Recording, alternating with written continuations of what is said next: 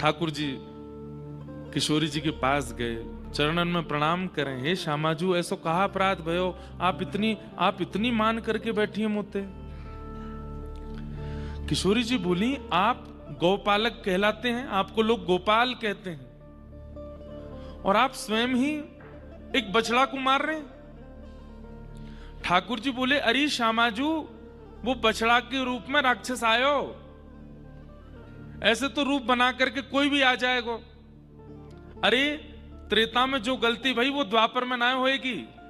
कौन सी गलती? बोले, त्रेता में संत को रूप धारण करके रावण आयो,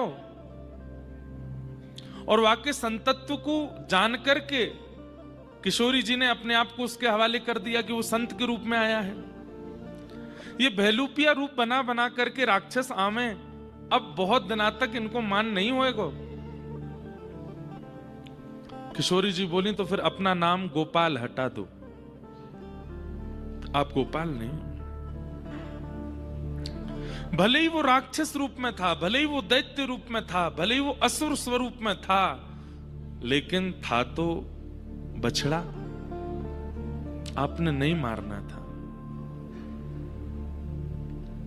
ठाकुर जी बोले, अब मैं कहा करूं बताओ। बोले, अब आप अपने नंद भवन के आसपास ही क्रीड़ा करो, हमसे मिलने मत आना, अब हम आपके संग लीला नहीं करेंगे। ऐसो मान किशोरी जी ने किया। तब ठाकुर जी के चित्त में आयो कि मैं कहा करूं, मुझको बताओ आप। बोले, एक नवीन सरोवर का निर्माण करो, पूर्व के बने हुए सरोवरों में स्नान नहीं, नवीन सरोवर का निर्माण करो, उसमें स्नान करके अपने पाप का प्रायश्चित कीजिए, तब हम स्वीकार करेंगे। तब ठाकुर जी ने कृष्ण कुंड का निर्माण किया, श्याम कुंड आसपास ही है, श्याम कुंड राधा कुंड।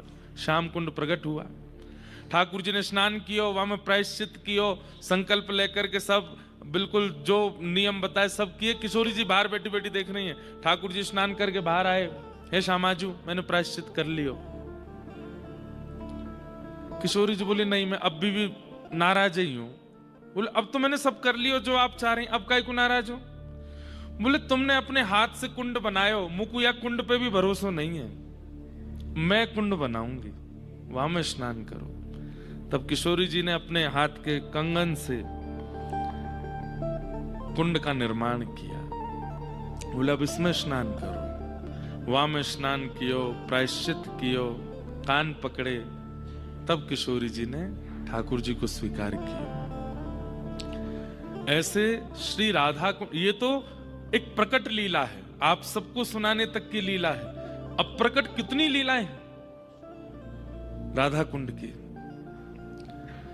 हमारे नित्य निकुंज विलास, जहां पे ठाकुर जी की नित्य लीलाएं वर्णित हैं, वहां तो वर्णन है कि संध्या बेला में ठाकुर जी गैया चरा के नंद भवन जाते हैं, श्री जी सब सखीन के संग दही बेचन आदि सब लीला करके वापस बरसाना जाती हैं, दोनों को मिलन राधा कुंड पे हो गए।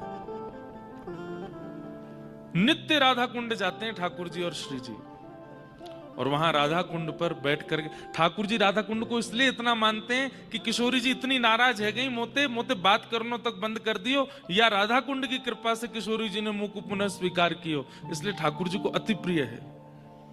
और क्योंकि श्याम सुंदर को अति प्रिय है राधा कुंड, इसलिए किशोरी जी को भी अति प्रिय है।